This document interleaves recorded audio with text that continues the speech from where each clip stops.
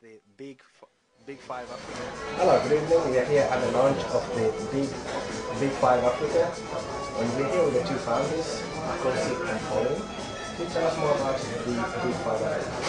The Big Five Africa is a charity established for the African girl child, addressing issues like HIV, AIDS, and poverty.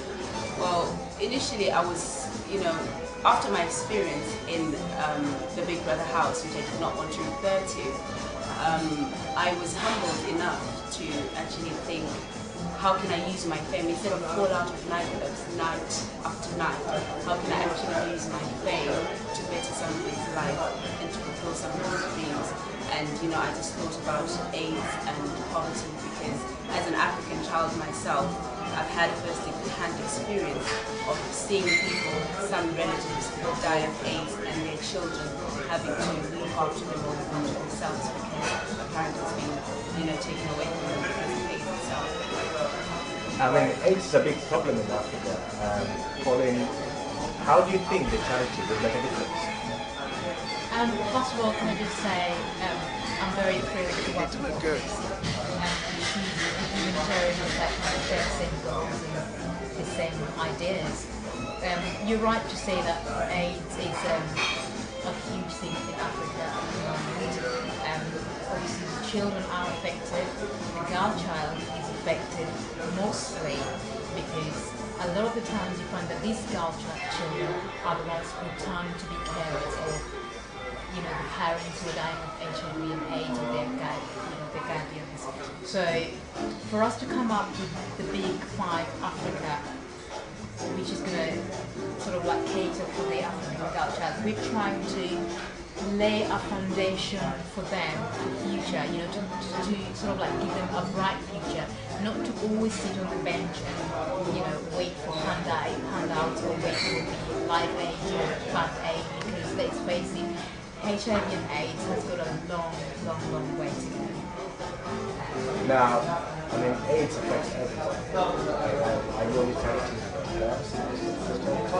Well, a famous musician once said, it's a man's world, but it will be nothing without women. I mean, the problem of AIDS, as it is, I'm very humbled, as I said before, and I'm very pleased that a lot of people like Bono, a lot of people like Oprah, a lot of people like Iman, who has sent an encouraging word as well to me about this, are dealing with it. But a lot of people are giving handouts to Africa, and this is just part of what we can do, because no one person can change the world, but because we live in a global village, enough ideas from enough people, enough organizations, enough NGOs, people can just do what they can. So our angle is to educate Africa, is to give the responsibility back to Africa and say, listen, you live in a global village.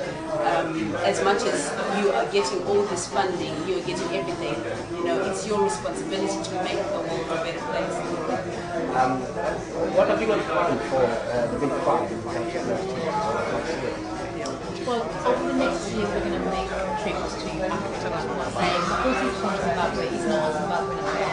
I'm from Kenya, it's not a Kenyan affair. It is an African affair, and it's an African affair. So we're making trips to Africa over the next year, actually throughout this year and the years to come.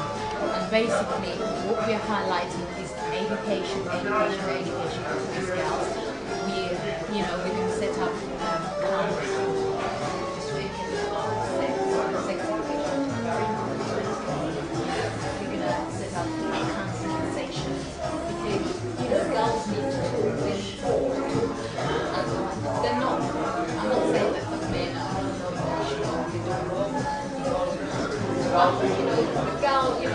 It's quite important in a society. And so if you don't move these children, the girl child from a young age, then we're just going to end up with, girls who are not educated, girls who, drop out of school because they have to give space for the brothers. And that's why we highlight the girls, because a lot of the time in Africa, you find that the girls have to bring from the boys to go to school. Another thing is we are looking forward to work with African First Ladies, because they are African girl children themselves. So we're looking forward to working with them to be our ambassadors in these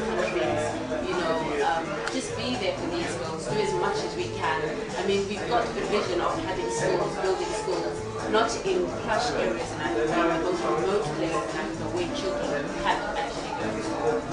One of the biggest problems with AIDS is those on HIV is the availability of drugs. How are you going to get the awareness these drugs are easily brought, and how are you going to make sure that the problem of drugs Well, gets to the before you people? even finish your question, the thing is everyone at the moment, including Bono, very powerful activists, are giving Africa drugs. So you only need to have the AIDS to take the drugs. But what we're saying is you don't have to have it. It's your responsibility. Don't just wait for handouts. Don't just wait for these drugs. It's your responsibility not to get them. We are not dealing, we are dealing with HIV itself, people with it and everything. And thank God for people like Bill Gates who can donate to Africa medication and everything. But our message is, you don't always have to wait for the drugs. You don't need the drugs. This is what you need to do. We're trying to avoid it. We don't want them to be contaminated at all. We want to give them the confidence that they can say no and feel good about it. They don't have to be married before they actually tell their husband, listen, go for an HIV test. We're trying to empower these girls. We're trying to build confidence. We're trying to raise awareness about, because everybody's raising awareness about, you can get the drugs from there, you can get the drugs from there. People with AIDS are human beings. Yes, they're human beings, and there are other charities that are dealing with that. We are dealing with not getting AIDS at all. And I believe, come back to me in 100 years' time, I hope I'll be alive. I believe that we can get to that point where people actually don't have it. See, the problem is, sex in Africa is a taboo to talk about. Talk about sex, you are either a prostitute or, we are going to be educating these people on safe sex. We're going to be educating these people, me being a Christian myself, we're going to be educating these people on abstinence.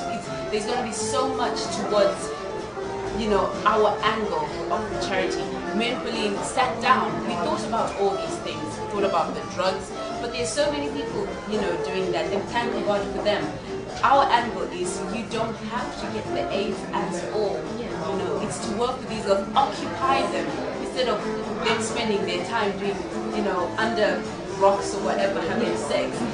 Have time with them, build up projects that they can do, be it, clothes designing, be it, photography, be it anything.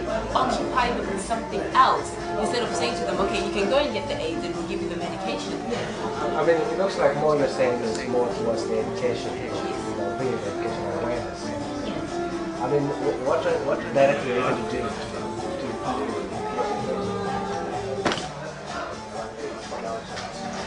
Well, first of all, we're going to get them into students because this is They can't afford to go. they can't afford to go.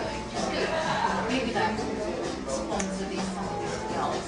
We're going to try and get, find teachers and people, counselors who also help as teachers, sort of like speak to, have a one-to-one.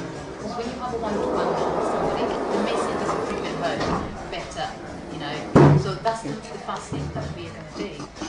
And also, besides setting up the schools, and as I say, we're going to have permanent places where these girls can always go and talk about the health and sex education. They know there's a certain day. There's a certain day and there's a certain meeting set up for sex and health education. So they always have that in their diary. So basically it's just prevention is better than cure. And also these girls are the future world leaders. They're the future humanitarians. They're the future operas, the role models. So if we're going to be losing them through HIV and AIDS, then who have we got?